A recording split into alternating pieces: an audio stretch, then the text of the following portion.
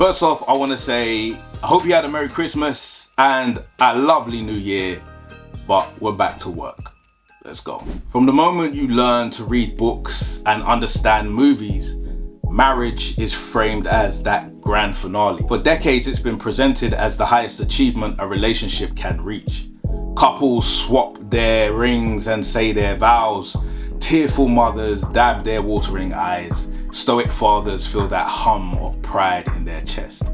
Everyone in that room, whether it's a holy place or a secular one, thinks the same thing. This couple made it. But marriage is a bit like winning a championship title as a fighter, because winning doesn't mean you've completed being a fighter.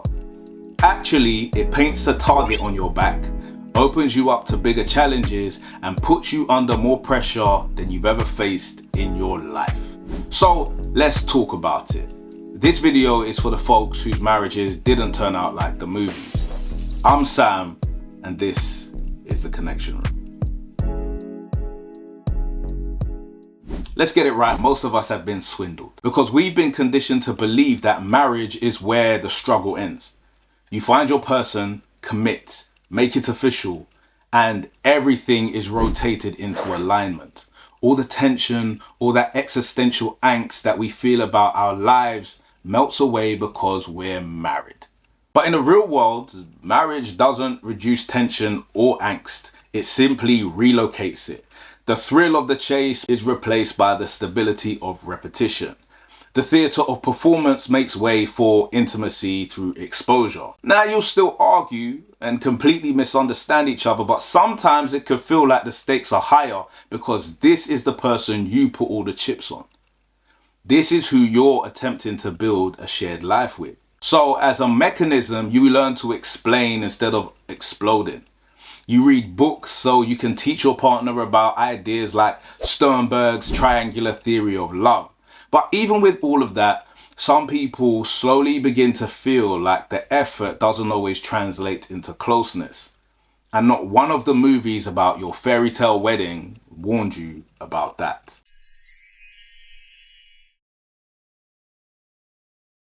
Sociologists call this moment expectation collapse. Simply put, it's the gap between the meaning that we attach to concepts, in this case marriage, and how that concept plays out in the real world. When people get married, they think they are choosing a partner and marrying into a family, but that's not all that's happening. They're also choosing a story about who they are becoming, constructing an identity project, and walking across a Rubicon into ideals that they were taught about what it means to be a husband or a wife. Married friends and family will tell you, make compromises, sacrifice for one another, and practice conflict resolution. But what really knocks people for six is coming to terms with the identities that no longer fit, renegotiating who they are in marriage where there are a multitude of commitments, and letting go of old versions of themselves that might threaten the stability of a marriage. That's why 5 years on from all the festivities of a wedding, some partners can find themselves saying, I don't recognize myself anymore, or this isn't what I thought my life would be. See, marriage asks a ton of brutal questions like, who are you when you don't have the freedom to do what you want? Or do you keep your lovely and affable nature when your needs come second? Or most brutal of all, what happens when the fantasy of you, your partner, and your marriage crumbles under the weight of reality? And that's why marriage carries so much weight, because it becomes a container for meaning. So people tolerate the disillusionment and difficulties of marriage because they believe it's contributing to a larger arc. After all, he who has a why can bear almost any how, right? Well, what happens when that why starts to collapse?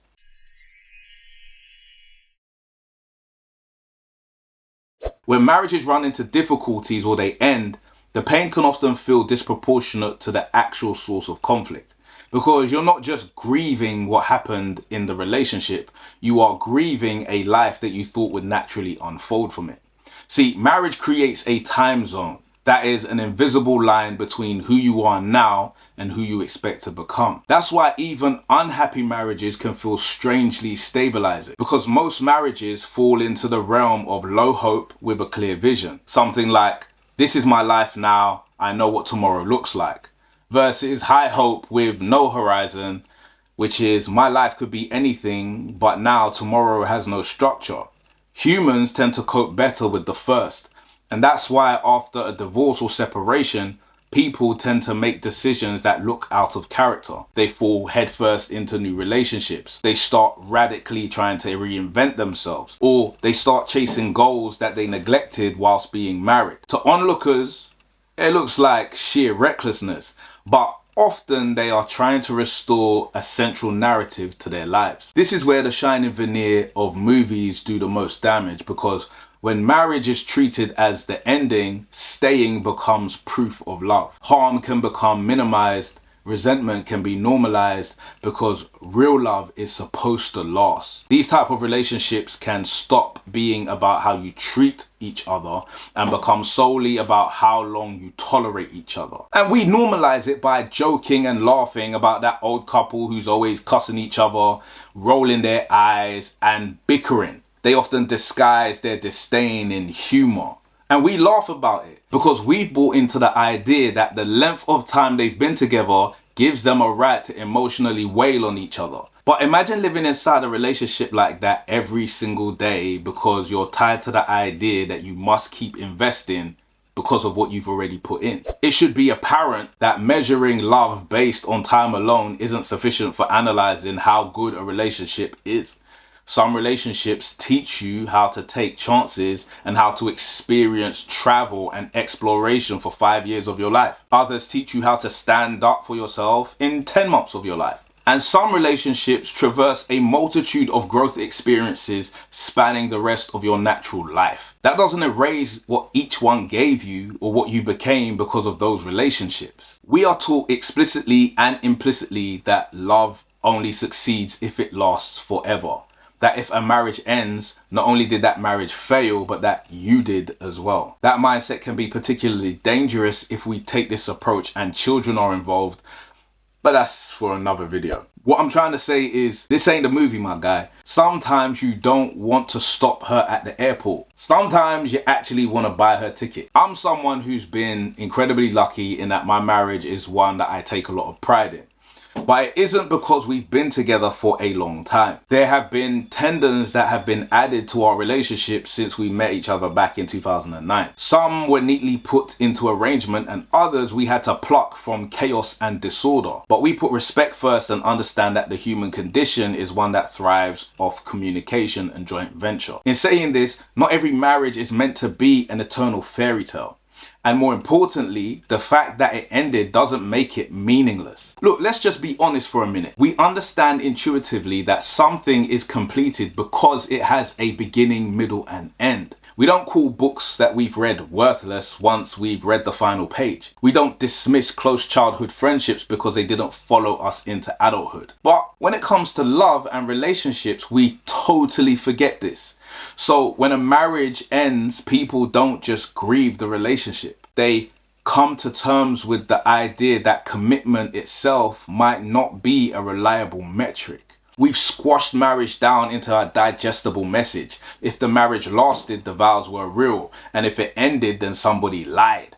But the reason some people have long relationships is because they are liars. They stayed married by shrinking themselves, by biting their tongues and not saying what is bubbling underneath the surface. Longevity can be a symptom of fear, social pressure, spiritual terror, or financial paralysis. Oh, you thought we came here to play? Let's really keep it a stack. Breakups happen in bedrooms and kitchens, but divorces happen in courtrooms. They spill out into our churches, WhatsApp groups, and your judgmental cousin's living room. There are parents who help to subsidize the wedding or helped with your house deposit. There were friends who gave up an evening and money to help you toast forever. When a marriage ends, all of that needs to be unpacked. These realizations can be utterly terrifying. But the truth is this, vows are not prophetic.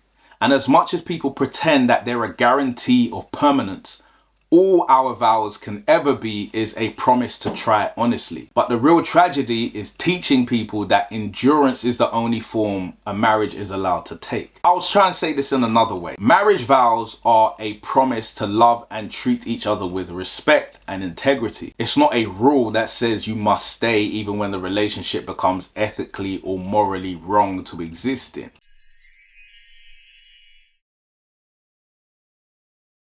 Movies and books teach us that marriage is where the story resolves, where love comes home to rest. Many people are expecting an ending, and what they end up getting is a beginning.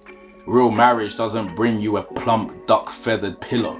It hands you a mop of responsibility and a bucket of repetition. Movies show us the chemistry but not the coordination, the kiss but not the maintenance. So if your marriage ended, there are a million things that you will need to unpack.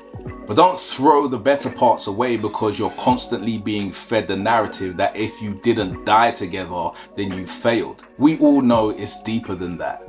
Marriage is a place where meaning and appreciation is built up day after day through intentional action and fun. It can be incredibly beautiful and rewarding, but it ain't the movies. I'm Sam, and until the next time, make some room.